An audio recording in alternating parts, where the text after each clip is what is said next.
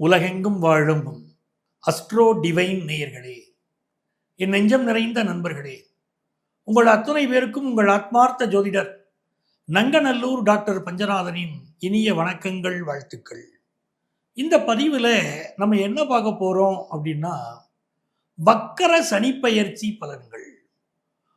நவக்கிரகங்கள் 9 கிரகங்கள் இருக்கு. சூரிய பகவான், சந்திர பகவான், செவ்வாய் பகவான், புதன் பகவான், குரு பகவான், சுக்கிர பகவான், சனி பகவான், ராகு பகவான், கேது பகவான், 9 கிரகங்கள். அந்த 9 கிரகங்கள்ல மனிதர்கள் மிகவும் பயப்படக்கூடிய கிரகம் சனி கிரகம்.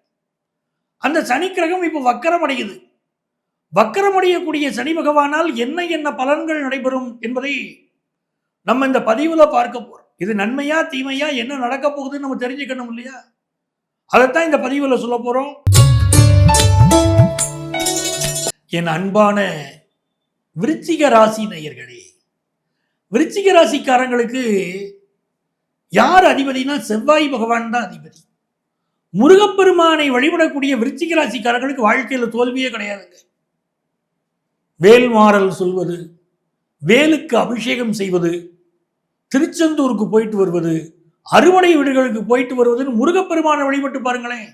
சார், எனக்கு மனசு சஞ்சலமா இருக்கு சார், ரொம்ப கஷ்டப்படுறேன் சார், எனக்கு வேலையில் பிரச்சனை இருக்குது சார், எனக்கு குடும்பத்தில் பிரச்சனை இருக்குது சார், பொண்டாட்டி பிள்ளைங்க கூட என்னை மதிக்கலை சார், நான் குடும்பத்துக்காக கஷ்டப்படுறேன், யாருமே என்னை புரிஞ்சுக்கிட கூட இல்லை சார், எவ்வளவு வேதனை. விருச்சிக ராசிக்கு எது இருந்தாலும் முருகப்பெருமானை வழிபட்டு பாருங்க. சஷ்டியில் விரதம் இருந்து முருகனை கும்பிடுங்க, உங்கள் பிரச்சனைகள் தீருதா இல்லையா பாருங்க. அப்படிப்பட்ட விருச்சிக ராசிக்காரங்களுக்கு இப்போ சனி பயிற்சி, சனி வக்கர சனி என்ன பலன்களை தரப்போறாரு அப்படின்னு நம்ம பார்க்க போறோம். சனி பகவான் விருச்சிக ராசிக்காரங்களுக்கு 3ஆம் இடத்திற்கும் 4ஆம் இடத்திற்கும் அதிபதி சனி பகவான். அந்த சனி பகவான் 5ஆம் இடம் பூர்வ புண்ணிய ஸ்தானத்துல உட்கார்ந்திருக்கார். அவர் வரக்கூடிய ஜூலை மாதம் 15ஆம் தேதி வக்கரம் அடைகிறார். நவம்பர் 30 வரைக்கும் வக்கரம் அடைகிறார். ஒரு கிரகம் வக்கரம் அடையுதுன்னா அந்த காலகட்டத்தில் நம்மளை சிந்திக்க விடும். சனி வக்கரம் அடையுதுன்னா சனி சிந்திக்க விடுகிறது. நம்மளை வாழ்க்கையில் நம்ம ஓடிக்கிட்டே இருக்கோம், நின்று நிதானிச்சு யோசிக்கிறதுல எங்க தப்பு, ஏன் அந்த வேலை கிடைக்கல, ஏன் இந்த நண்பனோட பிரச்சனை வந்துச்சு, ஏன் குடும்ப உறவுகளோட நமக்கு சிக்கல் வருது, இந்த குடும்பத்துக்கு தானே உழைக்கிறோம், யோசிக்க டைம் இல்லாமல் ஓடிக்கிட்டு இருக்கோம். நமக்கு யோசிக்க டைம் வேணும் இல்லை, யோசிக்க டைம் இருந்தால் நம்மளை திருத்திக்கிடுவோம் இல்லை. நின்று நிதானமாக யோசிக்க ஒரு டைம் வேணும்னா அந்த நேரம்தான் வக்கர சனி பயிற்சி காலம். வாழ்க்கையில் ஒழுக்கம் தவறி சில பிரச்சனை வந்துருச்சு, வேலை பார்க்குற இடத்துல கோவப்பட்டு சில பிரச்சனை வந்துருச்சு, எல்லாத்தையும் இப்படி நிவர்த்தி பண்றது. சிந்தனை பண்ணினா நிவர்த்தி பண்ணிடலாம். சிந்தனை செய்மனமே தீவினை அகன்றிடுமே. நாங்க அப்படி சிந்திக்கக்கூடிய நேரம் தான் வக்கர சனி பயிற்சி காலம். இந்த காலகட்டத்தில் நீங்க பண்ண போற சிந்தனை உங்க வாழ்க்கையை உயர்த்த போகுதுங்க. மிகப்பெரிய யோகமான காலம். உங்க கம்யூனிகேஷனால சில பிரச்சனைகள் வந்திருக்கும். என்ன பிரச்சனை வந்துச்சு அப்படின்னு சரி பண்ணிக்கிடுவீங்க. ஒரு மாமியார் விருச்சிக ராசியில பிறக்கிறாங்க, மருமகளோட ஒத்தே போகாது. ஒரு மருமகள் விருச்சிக ராசியில இருக்காங்க, கெட்ட பேரு தான் அந்த குடும்பத்துல மிஞ்சும். நல்லதெல்லாம் பண்ணிட்டு அறிவுபூர்வமா செயல்பட்டுட்டு கெட்ட பேர் மிஞ்சும். இது விருச்சிக ராசியுடைய தன்மை. வெளியே தைரியம், உள்ளுக்குள்ள மனசு பயம், இதெல்லாம் விருச்சிக ராசியில இருக்கு. அப்படிப்பட்டவர்களுக்கு சனி பகவான் பகைவன். பகைவன் வக்கரமாகிறான் அப்படின்னு சொல்கிற போது பல நன்மைகள் உங்களுக்கு நடக்கும். இந்த காலகட்டத்தில் ஒரு செய்தியை பதிவிடுறீங்க அப்படின்னு சொன்னா அந்த செய்தி நல்ல வைரல் ஆகும். அப்ப நீங்க பதிவிடுற செய்தி நல்ல செய்தியா இருந்தா நன்மைகள் நடக்கும். குலதெய்வ தோஷம் பலருக்கு இப்ப தென்படும். 5ஆம் இடத்துல சனி வக்கரம்னா 2ஆம் இடத்தை பார்க்கிறார் இல்லை, 2ஆம் இடத்தோட சனி தொடர்பே அந்த குடும்பத்தில் ஏதோ சாபம் தோஷம் இருக்குதானே அர்த்தம்.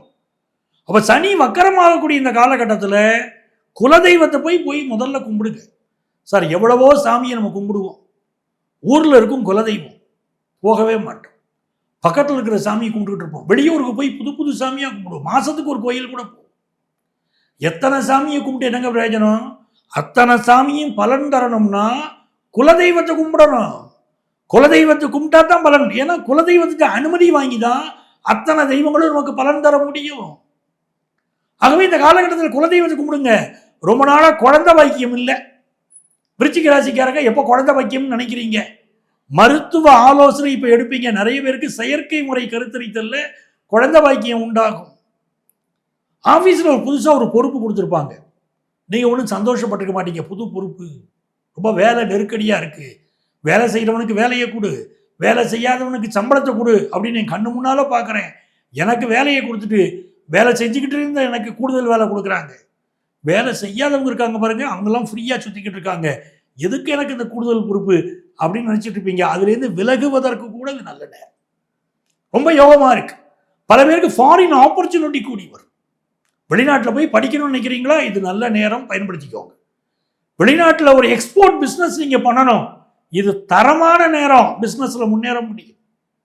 சார் நான் வெளிநாட்டு பயணங்கள் செய்யணும்னு நினைக்கிறேன், வாய்ப்புகள் கூடி வரும். உங்களுடைய கௌரவம், உங்கள் புகழ், உங்கள் அந்தஸ்து கூடும். புதிய வியாபார ஒப்பந்தம், அந்த வியாபார ஒப்பந்தம் போட்டால் பிஸ்னஸில் நல்லா ஜெயிக்கலாம், நல்லா சம்பாதிக்கலாம்னு நினைக்கிறீங்க, நல்ல சம்பாதிக்கிற நேரம் இது. வியாபார ஒப்பந்தம் போடலாம், பெரிய அளவுக்கு உங்களுக்கு வளர்ச்சி வரும். குடும்பத்தில் திருமண விஷயங்கள் கைகூடும். ரொம்ப நாளாக திருமண விஷயத்துக்கு வரன் தேடிக்கிட்டே இருக்கீங்கன்னா இப்போ கைகூடும். இதெல்லாம் ரொம்ப நல்ல விஷயமா இருக்குது. இந்த காலகட்டத்தில் நீங்கள் எந்த தெய்வத்தை வழிபடணும் அப்படின்னா திருப்பதி பெருமாளை வழிபடுங்கள். திருப்பதி பெருமாள் வழிபாடு பெரிய பெரிய வெற்றிகளை உங்களுக்கு கொண்டு வந்து கொடுக்கும், அதில் சந்தேகமே இல்லை. இன்னொரு புறம் வாழ்வியல் பரிகாரம் அப்படின்னா நீங்கள் செய்ய வேண்டிய விஷயம், ஏழை மக்களுக்கு அன்னதானம் செய்யுங்கள். தானத்தில் சிறந்தது அன்னதானம்.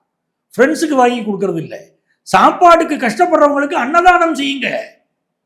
அது மிகப்பெரிய உதவியாக இறைவன் அகமகிழ்வான். வக்கரச்சனி வரம் தரும் சனி பயிற்சியாக உங்களுக்கு அமையும். இவ்வளவு நேரம் உங்க ராசிக்குரிய இந்த சனிப்பெயர்ச்சி, வக்கர சனி பயிற்சியுடைய பலன்களை பார்த்தோம். அப்போ வக்கர சனி பயிற்சி அப்படின்னு வருதுன்னா பொதுவாகவே இந்த சனி பகவான் என்ன பண்றாரு அப்படின்னு பாருங்களேன். சிலருக்கு வேலையில தொந்தரவு கொடுக்குறாரு. ஒரு ஜாதகத்தில் சனி நல்லா இருக்குன்னா அவங்க வேலையும் நல்லா இருக்கு. இப்போ சனி கேதுவே ஒரு ஜாதகத்தில் சேர்ந்திருக்கு, நிரந்தர வேலையில் வேலை மாற்றம் செய்ய வேண்டிய அவசியம் வருது. சனி ராகு சேர்ந்திருக்கு, வேலையில் அவமானப்பட்டு வேலையை விடுறாங்க பல பேர். அப்படிப்பட்ட சூழ்நிலையெல்லாம் நான் பார்க்கிறேன். சனி செவ்வாய் சேர்ந்திருக்கு, சிலருக்கு தோஷங்கள் மிக அதிகமாக இருக்கு. இப்படி பல்வேறு காரணங்கள். அப்போ சனி பகவான் ஒரு ஜாதகத்தில் பாதிக்கப்பட்டால் வேலை பாதிக்கப்படுகிறது, வாழ்க்கை பாதிக்கப்படுகிறது, சிலருக்கு தாம்பத்தியம் பாதிக்கப்படுகிறது, வறுமை நிலைமையில சிலர் இருக்கிறாங்க, இப்படியெல்லாம் இருக்கிறாங்க. இப்போ சனி வக்கர பயிற்சி வேற ஆயிருக்கு. அப்போ நம்ம இந்த காலகட்டத்தில் இங்கே நம்ம சொல்லக்கூடிய விஷயங்கள் என்ன? சனி வக்கர பயிற்சி காலத்தில் முதல்ல வீட்டை விட்டு வெளியே போயிட்டு வரீங்க. வீட்டுக்குள்ளே வரும்போது கைகாலை கழுவிட்டு வாங்க, அது மிக முக்கியம். உங்கள் வீட்டுக்கு பக்கத்தில் என்ன நவக்கிரகங்கள் இருக்கும்? வேயுறு தோழி பங்கன் விட முண்ட கண்டன் மிக நல்ல வீணை தடவி மாசரு திங்கள் கங்கை முடிமேல் அணிந்து என் உளமே புகுந்த அதனால் ஞாயிறு திங்கள் செவ்வாய் புதன் வியாழன் வெள்ளி சனி பாம்பிரண்டும் உடனே ஆசரு நல்ல நல்ல அவை நல்ல நல்ல அடியார் அவருக்கு மிகவேங்கிறோம் பாருங்க. நீங்க அந்த நவக்கிரக ஸ்லோகத்தை கோளறு பதிகம்னு பேரு, ஞானசம்பந்தருடைய பாடல், தினந்தோறும் பாடுங்க. இப்போ நீங்க இதற்குரிய பரிகாரங்களெல்லாம் இந்த நிகழ்ச்சியில் நான் சொல்லிட்டேன். இங்கே பார்த்துட்டு இருக்கிறதெல்லாம் பொதுவான பலன்கள், ராசிகளின் அடிப்படையிலான கோச்சார பலன்கள். உங்களுக்கு இந்த கோச்சார சனி, வக்கர சனி உங்கள் வாழ்க்கையில் என்ன விஷயங்களை நடத்துவார், இவரால் பிரச்சனையா நன்மையா, எப்படி நடந்துக்கிடணும் அப்படின்னு ஜோதிட ஆலோசனை தேவைப்பட்டால் எங்களை நீங்கள் தொடர்பு கொள்ளலாம். சென்னையில் டி நகர்லேயும் நங்கநல்லூர்லேயும் எங்கள் ஆஃபீஸ் இருக்குது. ப்ரியர் அப்பாயின்மெண்ட் வாங்கிட்டு எங்களை மீட் பண்ணலாம். நேரம் வர முடியலை அப்படின்னா கவலைப்படாதீங்க, ஆன்லைன் கன்சல்டேஷனும் உண்டு. உங்கள் வாழ்க்கைக்கு வழிகாட்ட நான் காத்திருக்கிறேன். உங்கள் ஆத்மார்த்த ஜோதிடர், நங்கநல்லூர் டாக்டர் பஞ்சநாதன்.